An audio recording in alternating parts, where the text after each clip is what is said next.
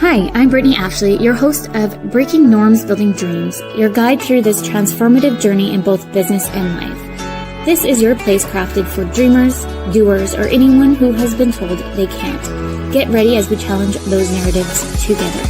You're tuning in live to the United Public Radio Network, airing on 105.3 and 107.7 FM in New Orleans.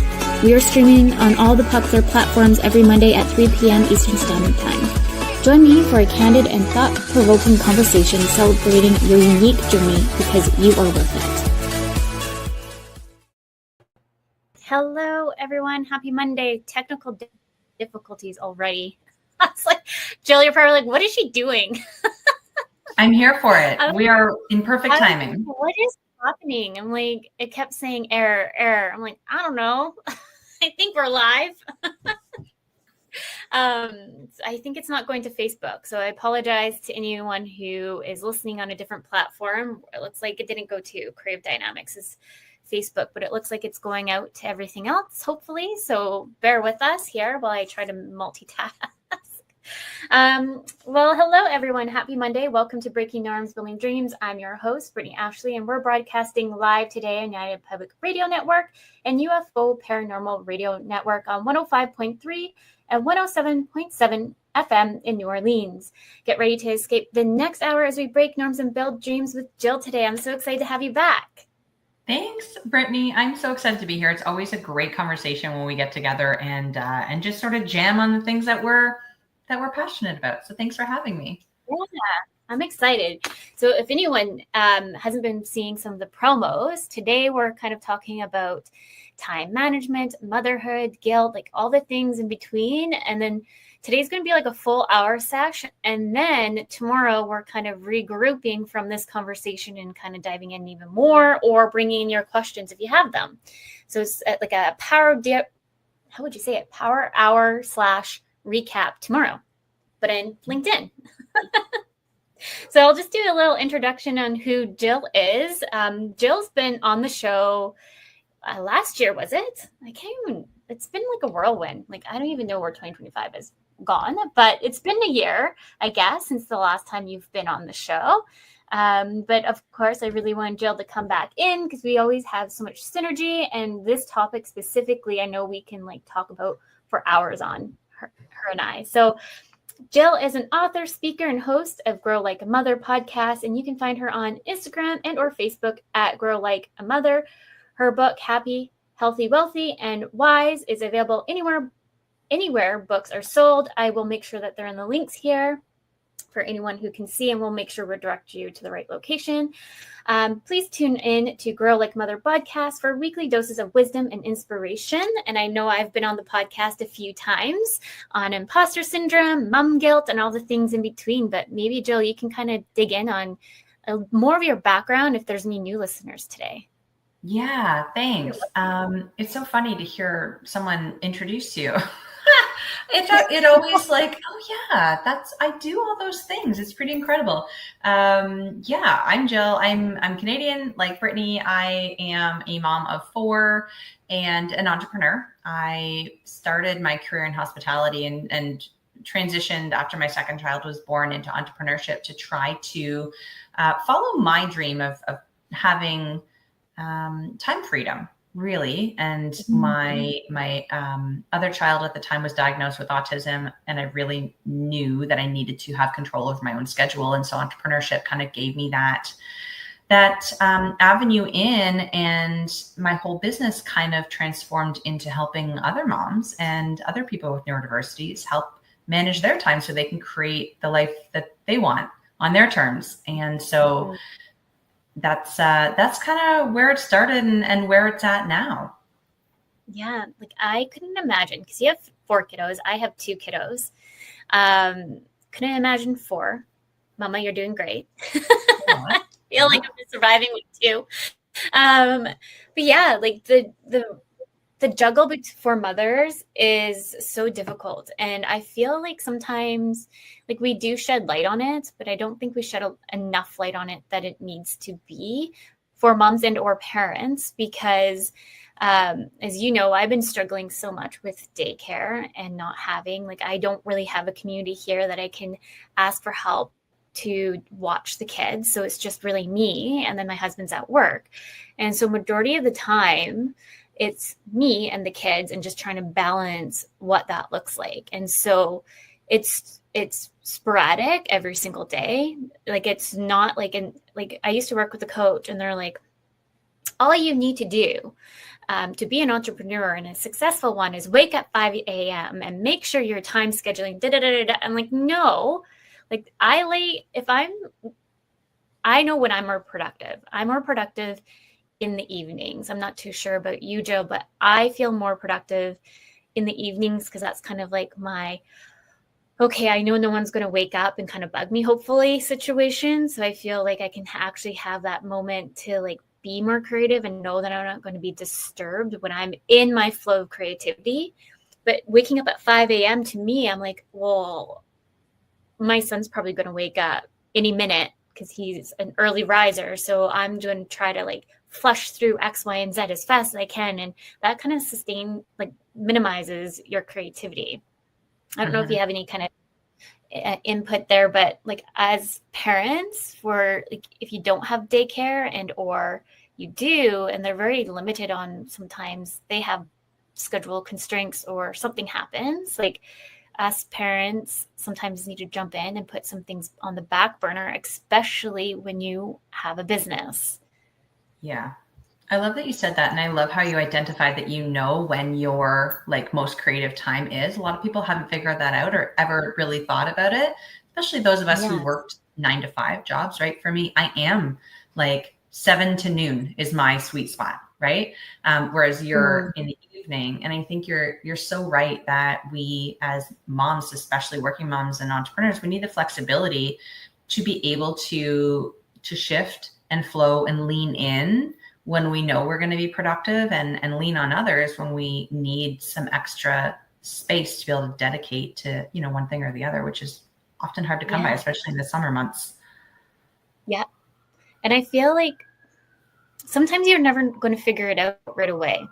Like I've been doing this for 6.5 years, and I'm like, you know what? I think the evenings are a little bit more productive for me. And I've seen that trend. So I'm like, okay, but it's taken me so much time to finally get there. So anyone's thinking about it and they're like, I just don't know, it's okay. Give yourself grace. Try to figure out maybe time mapping for me doesn't work. What works for me for my ADHD is like making a map of like what I need to do that day that's more high productive or more urgent, not with time zone, like time sections. I just try to like, okay, contracts and proposals need to go out. And then I kind of work it way that way.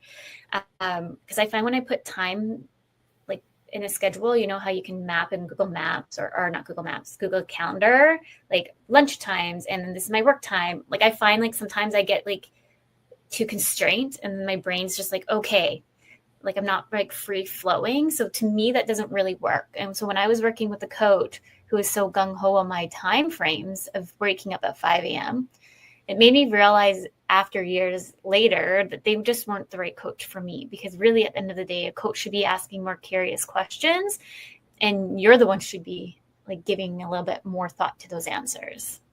Mm-hmm.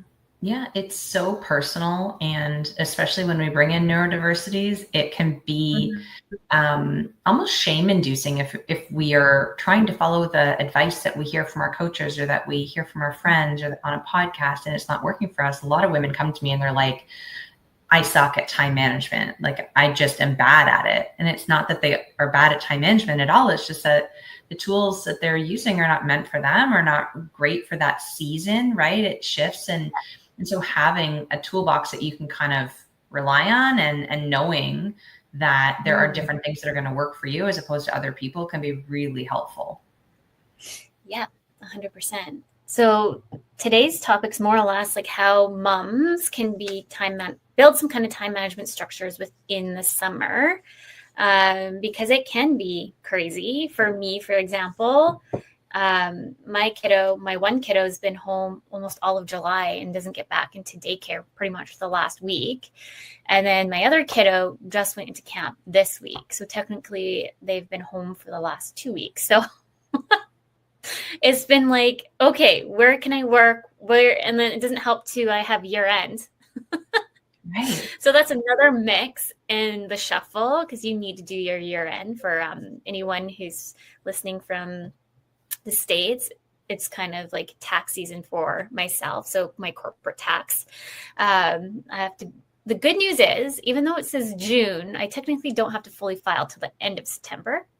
So it's not like I will completely like be cut off, but it's just my friend gave me this advice of filing for June, because then you can be done before Christmas. And I actually I enjoyed that feedback, because once I'm done and it's all done by October, it's like kind of like the winter season. So it's like, oh, don't have to worry about it. And I just have my forms and it's all easy peasy. Yeah. And I know you actually took time off in the winter last year too, which you wouldn't have been able to do if you hadn't have had that schedule set up. Exactly. Like, yeah. Well, Hudson has been home almost, I feel like the last year and a half, to be honest. Like, I've made a joke to one of my clients, like, let's just call him my assistant now, because at this point, he's just always going to be home. Like, you should just assume at this point, my son's just home with me 24/7. And that's the reality for a lot of people. Yes. Yeah. And I think COVID helped shape the mind shift a little bit, and having a little bit more grace for kids in the background.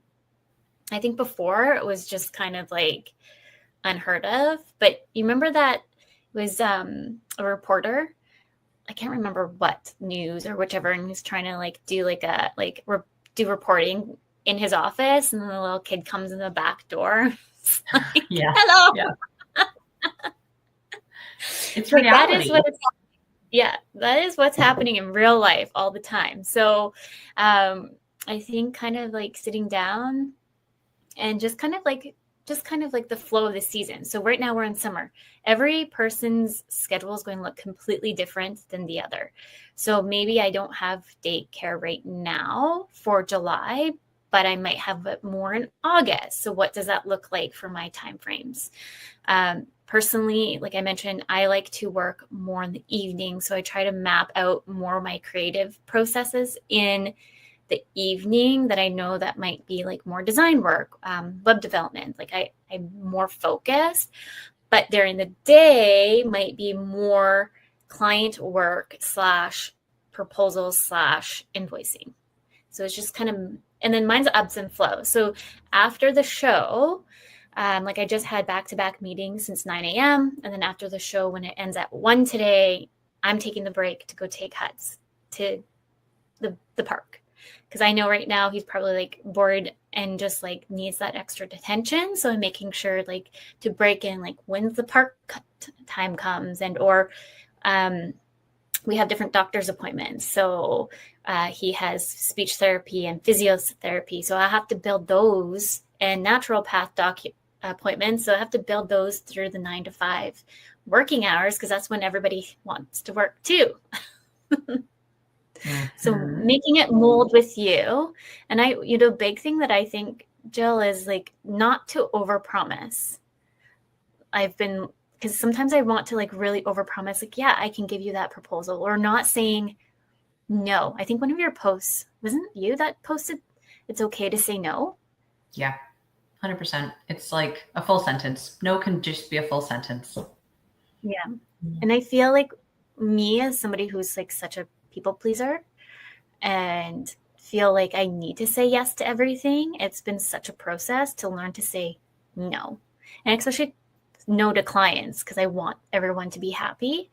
But when I'm already stretched so thin, just being so transparent and open about it, I think a lot more clients respect that too, than saying, yes, I promise I can have X, Y, and Z done. And then it ends up rolling into late because of X, Y, and Z. So it's just like a trickle effect. Mm-hmm.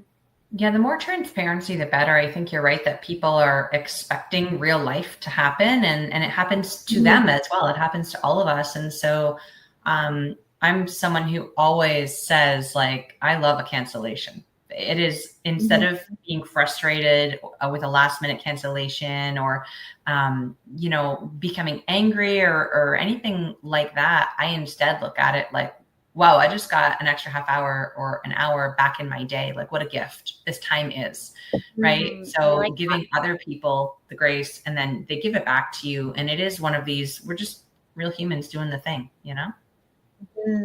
Yeah. Do you have any tips for anyone listening on struggling to say no? Yes, so many.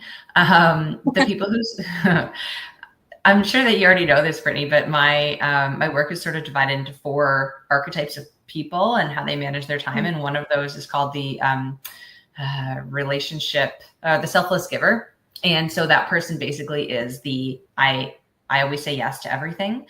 And it impacts how their calendar flows and how their life goes, because they're giving their autonomy over to somebody else. And this can play out in many different ways for people who struggle with saying no and with boundaries. At the end of the day, it's boundary work, but it can also start with your calendar too, right? You can dedicate the first 2 hours of your day every day to not answering emails. Don't even look at anything that came in from anybody else. Start your day by just doing the output work, right? And so by the time that you open up your email and everyone else starts to drive the bus, you've at least accomplished a few things that were important for you. Because otherwise, if your personality is to just say yes to everybody, or you struggle saying no, you're never going to get the things done that are important to you. So starting your day with that can be really helpful. And something that I found has worked for some of my clients as well is just dedicating, if you're in the entrepreneurship space or have some control over your calendar, dedicating a whole day to output, like just you directing how you want your time to go, getting the things done. And then the other 3 days, 4 days of the week could be you're reactive, right? You're dealing with other people. You're letting them ask questions. You're giving, right? You're pouring out into other people, because essentially the struggle to say no really does come from such a beautiful place of wanting to help and wanting to give.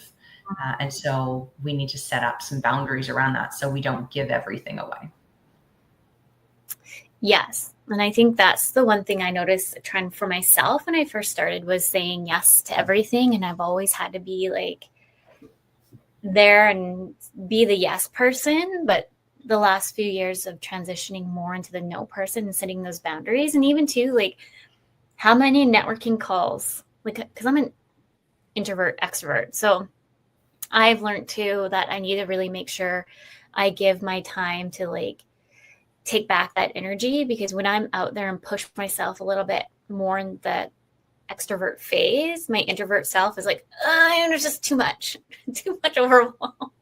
I'm going to a podcast, and hers is all about like how to step more in out of the introvert self. And so I'm excited to talk more on like how I've pushed myself, because everyone's like, oh, you're such an extrovert. Like you're always like, you're out there, you're doing all the things. I'm like, yeah, but like, it's so much to build myself up there. Like, I'm like, okay.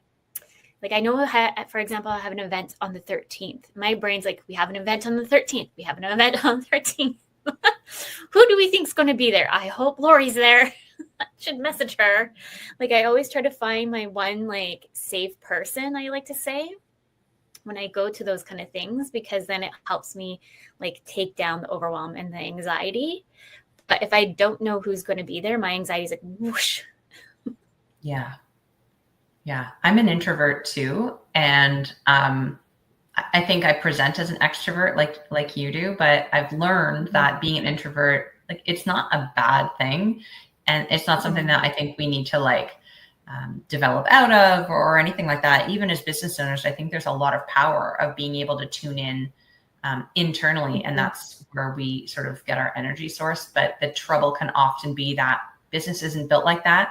Social media isn't built like that, right? We're feeling pressure to show up and to connect, as you said, and go to these, like coffee chats and networking calls to build a business and get clients and show up online for the algorithms. And it can be very overwhelming. And so what I like to offer people who are introverted or need some extra time because they can't say no to all of these invitations is to really focus on throughout the day and throughout the week, finding those small moments of time, those 5 to 10 minute pockets. I call them time confetti, right? Finding those moments where you can do something for yourself, even just in a really small way, right? and kind of keeping your cup full, just constantly topping it up, because it's going to drain naturally from needing to show up for other people and do things for other people. So instead of finding yourself with an empty cup at the end of the day or the week, if you can keep yourself kind of topped up, you're in a much better spot than you would have been otherwise. 100%. And also finding, like, because I know some of us need to go out and network. I've realized that I need to be in the networking spaces that I feel that give me energy. Yeah. So sometimes, like, perhaps like mentally, I'm like, oh, this is coming up on the 13th. But part of me is like super excited because I know I always end up meeting one great person, and or I have one great conversation. It brings up my energy levels.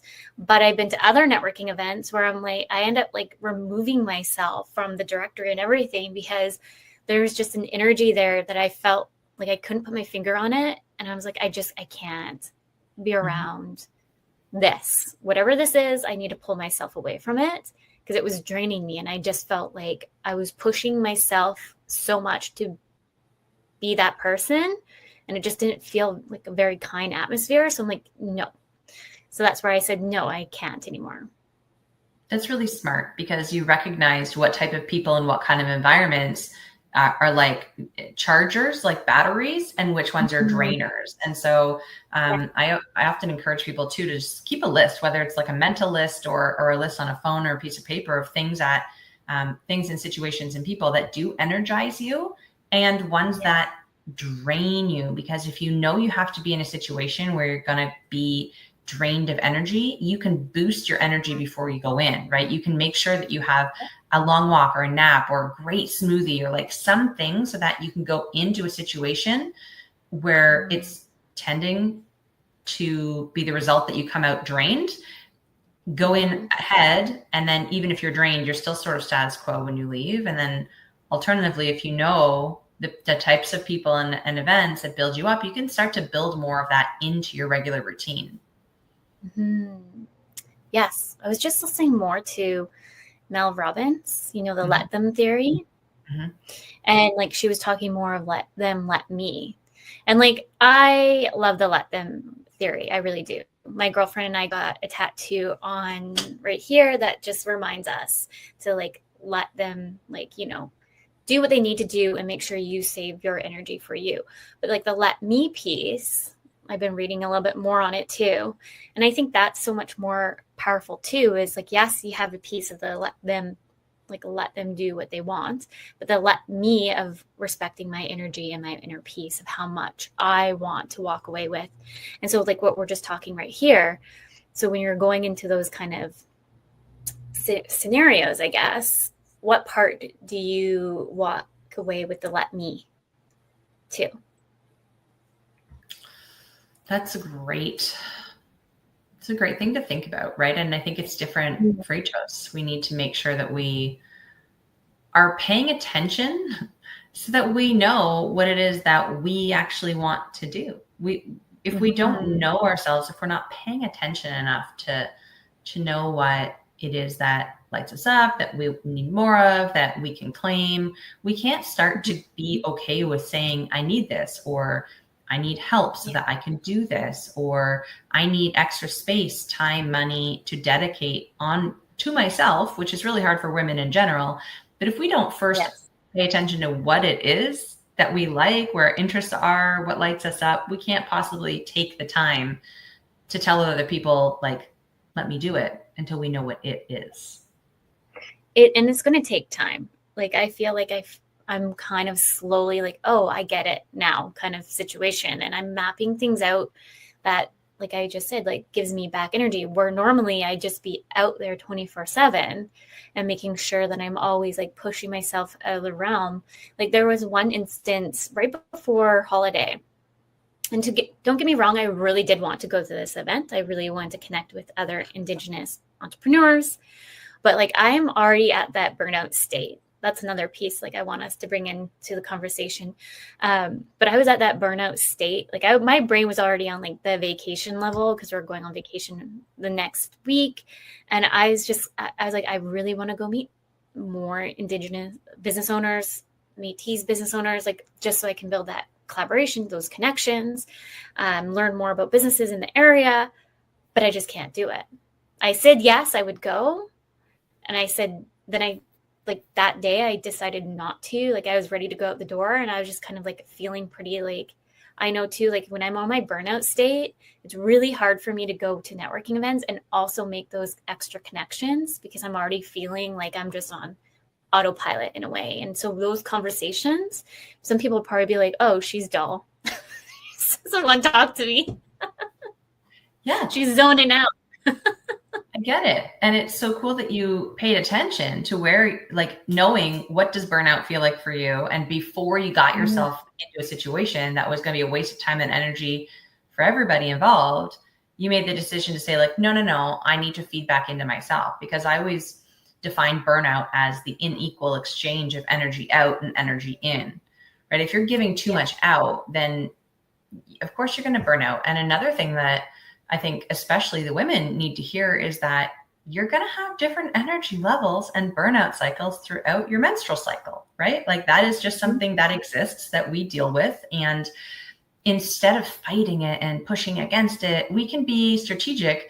Like something in my planner that I do is like cycle tracking. If you can in advance sort of map out where you think your cycle is going to be, okay, maybe you schedule more events when it's, day 10 to 15 or something where you're going to have some energy. You're going to want to go out and be with people. You're going to be more magnetic and dynamic and conversational than near the end of the month when you really just want to sit in bed, right? And building your networking opportunities in such a way that it supports your natural rhythms. It feels really good when you can do that. Yeah, I love that. I just put your planner up. So anyone who's listening, I didn't put the www. I guess you need that, don't we? You'll probably still get there. Yeah. Okay. www.Jill, right? So JILLWIIGHT.ca/planner. You just created this. So anyone listening, maybe you can tell them, like I know you just said a little bit about your planner, but is there any other tidbits in there that you want to share with the listeners? Oh, thanks. It's so exciting. I literally just hit go on the pre-sale this morning before we got on the call. So it's super fresh. It's been a long time in the making, but this planner is a seasonal planner. It goes for 90 days. One thing I have found, especially in my work with a lot of neurodiverse individuals, is that when you look at too big of a plan, too long of a time frame, it can feel overwhelming. And what we need to do is we need to break it down. And breaking it down by 90 days also allows us an opportunity every season, no matter what date you start on, to really reassess, like, is this working for me? Because we can often get stuck in habits and they eventually stop working and we don't realize it. And then we're frustrated, but we're still doing all the same things and not giving ourselves that opportunity to reflect what's working, what's not. And so this planner is an undated seasonal planner. You start it whenever, and it brings you through my whole framework really of time management all in one area. We talk about self-care, we talk about rest, we talk about productivity. It's all aligned so that you can create intentionally the life that you want, the way that you want to feel through your calendar. Because if we look ahead week to week and have an idea of what's coming, we can be better prepared and we can make these small tweaks and create white space in our calendars when we need it, right? And we can be strategic and just feel a little bit more in control. And I know a lot of people are not scared of planners, but they resist them a little bit because it can feel really structured and rigid. If you're like, I have to plan that's not it at all. This is like, banks to the river, flow so that you can do the things that you want type of idea. So it's really feminine and really fun. Yeah. And I love that you do it more of the 90-day, because you know what I do in my business when we onboard any new clients, I actually create, like, from our discovery call or kickoff call is a 90-day plan, 90-day plan. Because I find when we onboard clients, they just don't know where to start outsourcing their services from admin to marketing, and they just start getting overwhelmed and we never get anywhere. So I end up just mapping out, and I always say, like, we can change this. It's in a working Google Doc. It's not set in stone because business is always evolving and always changing, but this will at least get us started somewhere. And I find since I started rolling that in, because majority of entrepreneurs do have ADHD or some kind of neurodiversity. So I found having this kind of plan or kind of flow has made us so much more successful on getting like things over to us. Yeah, exactly. So it's almost like it's like an accountability partner in the form of like a document, right? exactly. Yeah, I love that. I'll have to check out your planner and see it more, because maybe I can roll that into my stuff too. We're already halfway there. Can you believe that? For anyone who's just tuning in, welcome to Breaking Norms, Building Dreams. We're live on United Public Radio Network, UFO Paranormal Radio Network, 105.3 and 107.7 in New Orleans. Yeah, like I find, going back to planners, I buy them because I love how pretty they are. And I love the idea of it. And that's how far I get. Yep. Same.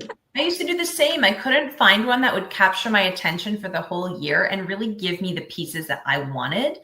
So I just made one. Like, you know what? This is going to have to be the thing. I love it. I'll have to definitely check it out. And I really like the idea of the 90 days, because I feel like, what was it?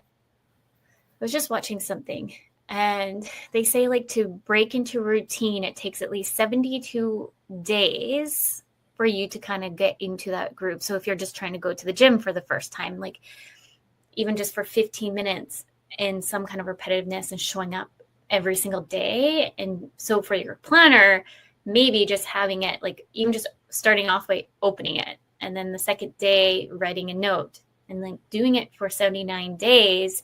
Before you know it, you're going to maybe utilize it way more than you can think of. But it's just kind of bringing in that habit into your daily dose.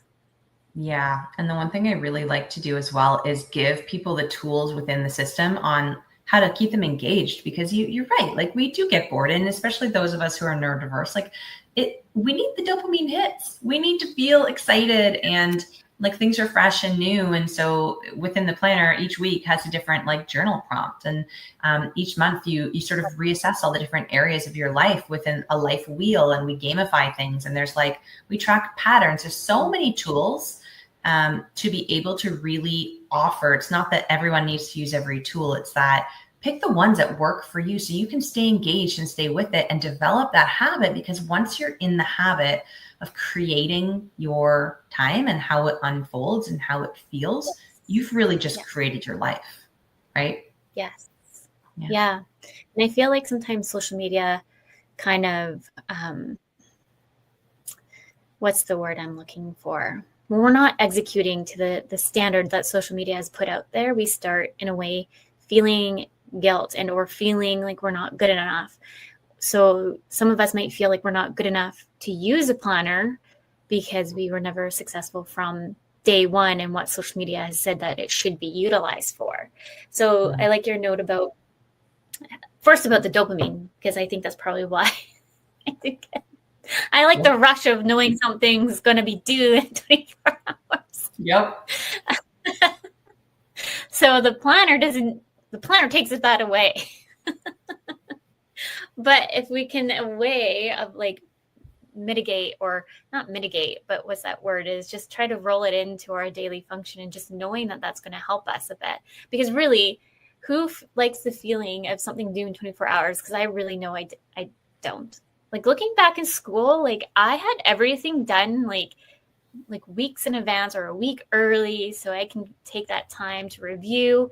But for whatever reason in the business world, since I started entrepreneurship, I've noticed I'm like seat of my pants sometimes. I'm like, no, I don't like this, but I do it anyways. Right. Well, two things come up for me with that. It's funny because I am the same as you. I am a planner. I want to get it done with lots of time. And yet there are other time management styles like this, or the passionate adventurer style. They thrive on that. Like it is their best way. They do their best work under time pressure. And so it's so different for everybody. But it's really funny that we kind of put this pressure on ourselves almost to either get it all done early or wait to the last minute or compare to what we're doing on social media and what we see other people doing. You're right. It's a very big comparison game. that we can get sucked into, which can be super difficult it's not productive, especially as entrepreneurs. A lot of my clients will sort of say, I'm the boss, but I almost want a boss to tell me, like keep it on track and do check-ins. And I created this little program for entrepreneurs to be that, like, we will voice note, we will have check-ins. Like if you need some structure to help you stay accountable to yourself, but no one's there, like let's create that for you, because you're bang on that is something that's missing in entrepreneurship. Mm-hmm. Oh, I like that. So you get them to voice note to themselves then? So I have like voice note between myself and the client all week long. It's like, celebrate your wins, ask for help, let me know that you're behind a deadline, or you need some like cheerleading or some tough love. And it can be really helpful for people to have just someone at the other end of the phone, so to speak, to check in with when you're the boss, Yes. Yeah, I love that. I do find like when you have no one, well, other than I guess clients to check in on with, but somebody like above you, I guess, because really you're the one who's in the above. Sometimes you can definitely see some things. Like I would say this year, I'm really good with bookkeeping, but this year I'm like, meh. And I know that my bookkeeper knows that I'm on it, but like this year I've definitely seen it slip more. I tell my husband I'm going to do this every year, but I never do. Like the house expenses, to report it every month. Anyways, because it's year end. So I was like, oh, by the way, I forgot to do all of this. So now we have to backtrack for the full year. Right. He's like, I hate guests. I tell you to like do it at the end of each month. I'm like, I know, but it's just going to be a fun experience for all. He's like, no, it's not. It's not for me. I know. It's like if you could build in accountability so that these things that you say you want to do sort of like get reminded back to you, it's really helpful. Yeah. I feel I'm pretty good for whatever reason. Like I'm really good on like that part for the bookie, like the company side, but for the personal expense stuff to report it, my brain's like, no, it can wait. I think that's just like my ADHD, like filtering it in the back of my brain in a way, because I know it's not important compared to everything else. So, but it is important because I can't finalize my books until that's all done. Well, it's one of those quadrant 2 activities. Are you familiar with the Eisenhower matrix? It's like, that sounds so clear. Can you remind me? It's very cool. So it's this grid. Basically, it's like 4 boxes, and you can rate your tasks based on urgency and importance. And so like quadrant 1 would be urgent and important. So those are things that you tend to do right away. And then quadrant 2 are the things that are important, but they're not urgent. So you put them off. And these are the exact types of activities that, they're important, but other things take precedence within your time because they're not urgent. They can wait. You can push them back. And so I have at least once a month, I put quadrant 2 activities right there in my calendar as like a task to do. Okay. And I block time to just handle anything that I've been putting off that actually does need to get done. And so you don't have that same backlog all the time if you're dedicating once a month to kind of like, okay, all those things that are on my mental load that I haven't made time for, I'm going to sit down and do them. Yes. Yeah. And I think it's also asking for help. So I've tried to like voice it a little bit more to my husband. Like, I get that it frustrates you, but like maybe in 3 months time, let's regroup for the first 3 months. And I just need you to help me get me through that. And so like some personal stuff, for example, for like my kiddos are in speech therapy. We've done different assessments and all of these things. And I feel like sometimes I'm just like, I'm too overwhelmed to sometimes even make those appointments. So I work with, what are they called? They're, I guess like a nurse at the health unit, but more like counseling, I guess, but not really. I don't know. I don't really know her title. Anyways, she's like an actionable, I don't know if you can hear those sirens in the background. I'm sorry. Yeah. Something's happening outside. Here. That's funny. I don't know what is happening. As what I was going to say is she's like, for me, more of like that actionable coach that will sit with me more on my personal stuff. Because sometimes I'm just like, I need to get this done, but I'm just too overwhelmed to get there. And so she's been workshopping. And so I've been going into the office and she just sits there and just like walks through like, okay, how can I help you? And so maybe for anyone listening that are feeling stuck, looking at somebody else to support you in different ways, maybe it's business and or personal. So I find like the personal stuff for me with all the kids' different appointments, sometimes there's just too many to happen that I just kind of freeze. It's just the ADHD, like I'm just too overwhelmed. Like even though it's as simple as a phone call, my brain just can't get there. I know, right? And then you sort of forget all the things and they're jumbled, and it's like the invisible load of knowing that you have things that you need to do, but they're sort of living in your head. Have you heard of Heron House Management? It's this company and they're in the States, and I think that they're expanding into Canada, but they're house managers. And so what they do is they help moms and dads and working people who are too busy to deal with all the house stuff. And it's all virtual, but they like keep you organized. And it's almost like you have this opportunity, and you don't need to pay someone to do it necessarily, but have this opportunity to speak out loud all the things in your head and have someone reflect back to you. Like, here's what you said. Are you going to do this? Or check in with you. Like that was something we talked about last time. Have you done it? Yeah. You know, like where are you with this thing? And get yourself a friend who can just listen and then make a note in their calendar to check back with you. You know, that can be helpful too. So it's a house, kind of like virtual assistants, but personal assistants. For personal. Yep. So cool, right? Cool. Yeah, I actually saw somebody make a post on that on one of the local Facebook groups here, and she like pitched the idea. And I told her, and everyone was telling her it was like a dumb idea. And I told her, like, no idea is dumb. You need to try it first before you get opinions of anybody else. And I really think that there's something here.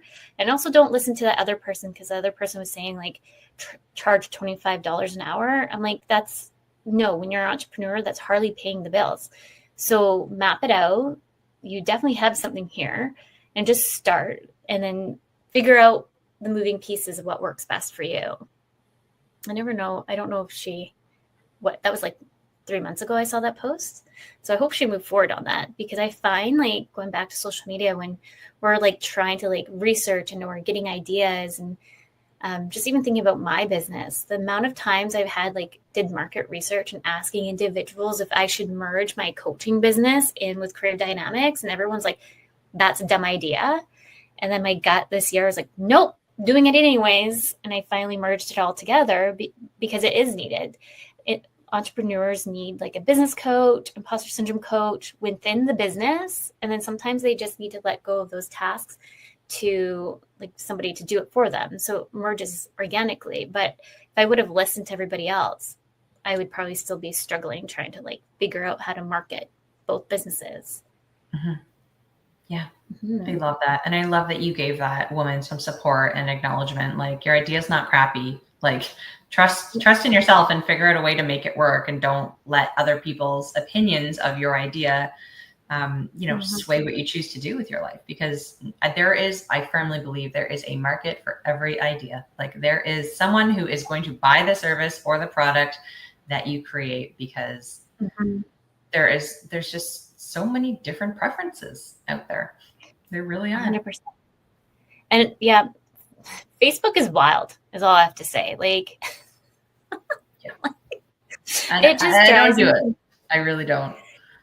I try, I can't wait until I'm out of this one group. I'm like, I'm just going to save my 2 cents for the last of it, because they don't let any negative reviews.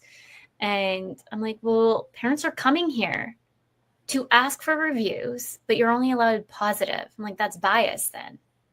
Where are we going to see the full light of the both? Anyways, admin messaged me because I made a negative comment, but it was professional. And I just ignored her. I was like, I can't wait to get out of this group.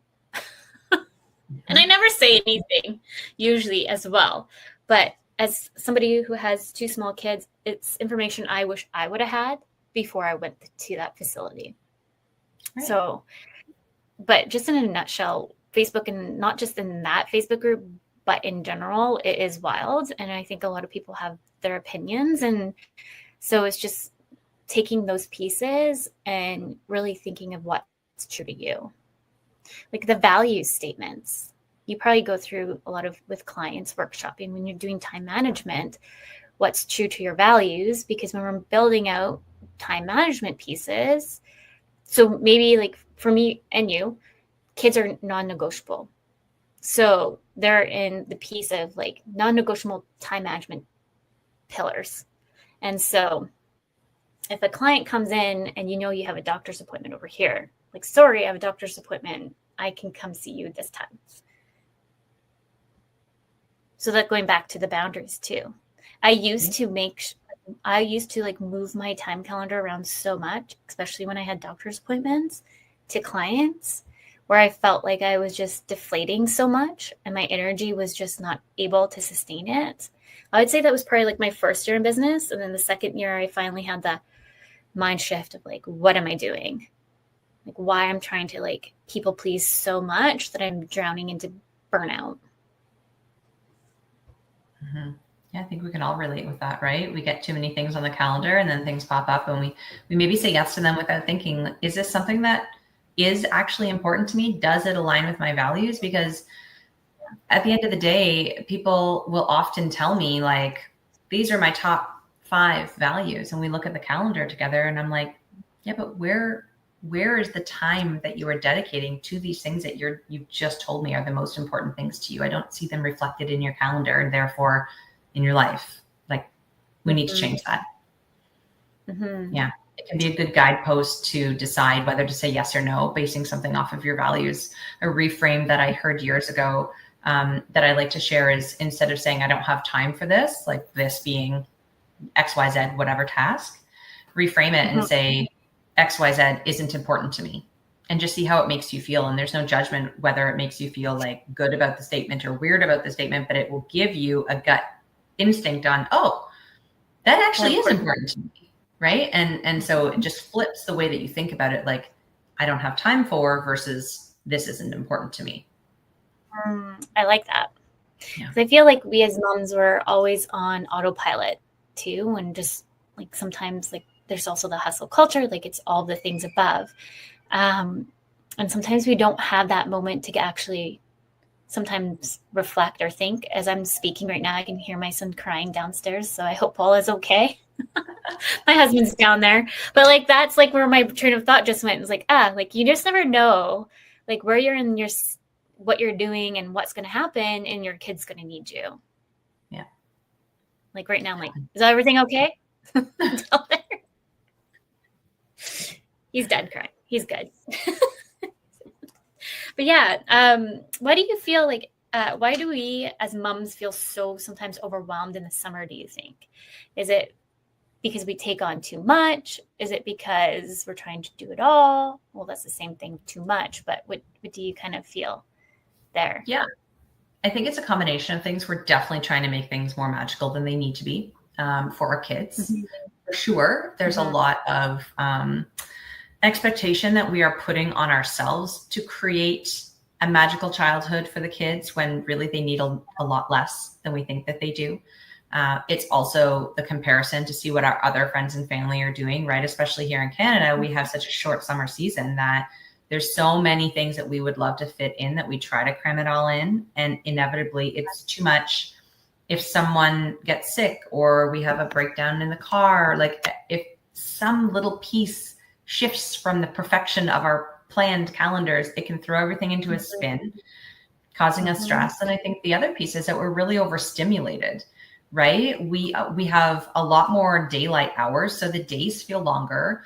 A lot of times kids are home more often than not. We're home because we're taking time off of our work probably to be home with the kids, not to send them to camp. We can feel like if we do send them to camp, then we want to make it up on the weekends and the evenings because we weren't with them. And there can be all of these stories that we tell ourselves about what a perfect summer should look and feel like. And in reality, it's a bunch of pressure that we really don't need to be putting on ourselves. I think across the board, we can all take a step back from what we have planned and what we want to do in the summer, cross a few things off the list, and still have an epic, amazing time that actually includes some rest and some connection, and some downtime for the magic to just happen. 100%. I love that all the things that you just said there. And even too, just thinking about like camp, like part of me feels guilty that Ryland's in camp, knowing that like I feel like, yes, I have a job. Yes, I have this, but I should be making sure we're having a fun summer too. So it's like that guilt too. So like what's the happy medium? And I don't think everyone has their own happy medium. So you have to guess for yourself, what does that mean to you? But like already, like we've already done like a trip to Vancouver, the Okanagan. We've already done like so much. They went camping twice already. So we're already halfway into July. Like, yeah, we're halfway there tomorrow. Like what day are we on? But we're like in the like July is going to be done before we know it. And so it's like the part of us is like, did we do enough? Are we okay? Like, or should we do X, Y, and Z? Maybe we should have made an extra trip over here. But I think, again, it goes back to what we see online and what, again, like you're saying, our friends are doing. And unfortunately, the biggest thing I think what we need to start doing ourselves is not compare. Because once we start comparing, then we're never going to feel like we're living up to those expectations as well, because we're always comparing of what they did X, Y, and Z or somebody did on social media. You never know behind the scenes too. Oh, yeah. Yeah. Especially because no matter what they say, there's always that friend who's picture perfect and just doesn't mention that the kids cried the whole time and like the weather was crappy and they were late for everything and like she forgot to eat and got hangry and yelled. Like there are so many things that are real that happen even in the picture perfect posts. Especially in the picture perfect posts. I don't know about you, but I find more and more when I notice people posting things and sort of like boasting about all the wonderful things that they're doing, I'm kind of in the back of my mind feeling a little bit sorry for them. Like, I wonder why they feel like they need to put that out. Like what happened really, that they're sort of compensating for, which gives me a different perspective about it. Yes. Yeah. Absolutely. I'm just looking at the time here. We're almost at time. Wow. Did you want to share any? I know. So anyone listening, Jill and I will be live on LinkedIn tomorrow. So if you had questions from some of the takeaways from today on the show, please bring your questions. Jill has an amazing podcast. Maybe you want to just quickly highlight what your podcast is all about, Jill. Yeah, thanks. It's so fun. And I love having you as a guest over there. The podcast is called Grow Like a Mother. And we're 4 years in, which is wild. We've covered all kinds of topics, but yeah, in general, the podcast is just sharing information that will help ambitious moms and women and business owners grow into whatever area they're looking for. So we cover things from, like you had said, imposter syndrome and guilt. We talk about business stuff. We talk about spirituality. We talk about personal growth, of course, time management. And it's all in half an hour or less because the moms who listen are busy.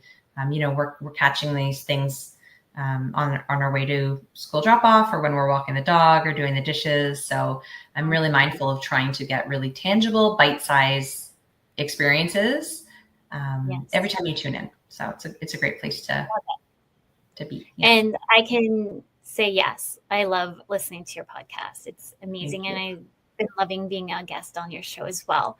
For anyone listening, it's, oh my goodness, it's jillwright.ca/podcast.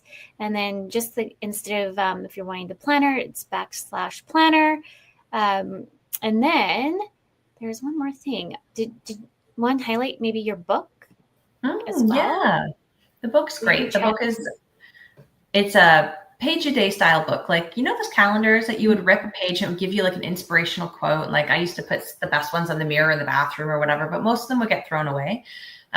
So what I did was I structured this book as sort of a page-a-day resource where you don't have to sit and read it from front to back. You can literally just go open it up, find a page, get some inspiration, motivation. There's affirmations, there's reflection questions, there's quotes, and everything has been organized into the 4 chapters: happy, healthy, wealthy, and wise. And so you kind of get some direction there in terms of, okay, maybe I really want to get some advice today or some inspiration on how to be more abundant or have an abundance mindset. That's sort of the wealthy piece. Or like, okay, I'm in a bad mood. Like, let's open up the happy chapter and just get a quick page to get some ideas to keep with us throughout the day.